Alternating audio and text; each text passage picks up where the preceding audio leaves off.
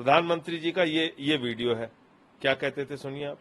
और हम कहना चाहते हैं, vote for India, vote for India. भाइयों बहनों, मैं बोलता हूं, आप पीछे बोलना वोट फॉर इंडिया, बोलेंगे? आपको बोलना है वोट फॉर इंडिया, बोलेंगे? वंशवाद से मुक्ति के लिए देखिए आप, vote for India, vote for India, ये तो प्रधानमंत्री जी खुद कहते थे। तो अब इसलिए कि इंडिया गठबंधन बन गया, उससे इतना ज्यादा डरे हुए, और कल के परिणाम और हैरान करने वाले हैं। इनको और डर पैदा इनके मन में हो जाएगा। कल चुनाव की मैं वो पूछने वाला था कि कल बाई इलेक्शन के परिणाम आए और 7 में से 4 सीटें जो इंडिया घटक दल हैं उन्होंने जीत हासिल की। देखिए, ये एक बड़ा संकेत इस बात का है कि दल बदलू लोगों को इस बार जनता जो है वो सबक सिखाने के लिए तैयार है। आप उत्तर प्रदेश का उदाहरण लेकर देखिए, वहां पर समाजवादी पार्टी को 1,24,000 वोट मिला, और भारतीय जनता पार्टी एनडीए का गठबंधन जो था, जिसमें कि राजभर जी की पार्टी उनके सहयोग में थी, निषाद पार्टी उनके सहयोग में थी, अपना दल उनके सहयोग में थी, महान दल उनके सहयोग में थी, ये सारी पार्टियां मिलकर प्रचार कर रही थी।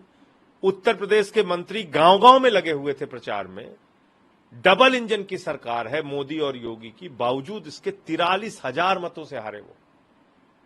ये बहुत बड़ा संकेत है लोकसभा चुनाव के लिए, और ये इस बात का भी संकेत है कि अडानी वाले हारेंगे और इंडिया वाले जीतेंगे। अब जो इंडिया के साथ खड़े हैं वो जीतेंगे, जो अडानी के साथ खड़े हैं वो हारेंगे। ये इस बात का भी संकेत है।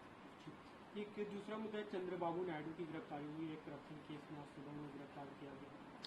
देखिए, ऐसा है कि दुर्भावना की राजनीति से कार्रवाई करना कतई ठीक नहीं है, और आपने तो देखा कि जो वहां की सरकार है, उनकी पार्टी है, वो पूरी तरीके से मोदी जी के इशारे पर काम करती है। तो हो सकता है बीजेपी और वाईएसआर की जो पार्टी है जगन रेड्डी की, दोनों ने मिलकर निर्णय लिया हो कि चंद्रबाबू नायडू जी की गिरफ्तारी करनी है, और इसके कारण ये हुआ।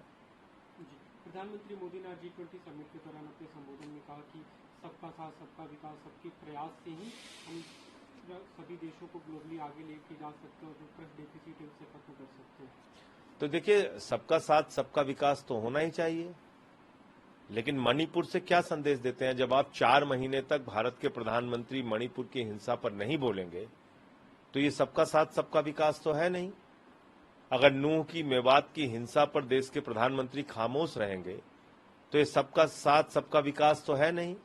अगर पहलवानों, बेटियों के साथ हो रहे अत्याचार पर प्रधानमंत्री खामोश रहेंगे, तो ये सबका साथ सबका विकास एक कोरा नारा साबित होगा, बावजूद इसके कि वो आपको जमीन पे कुछ सच्चाई के रूप में दिखाई पड़े। तो जमीन की सच्चाई अलग है, प्रधानमंत्री जी का बोलना अलग है, और मैं समझता हूं कि इसीलिए अब इन नारों का कोई असर जनता के ऊपर नहीं पड़ता।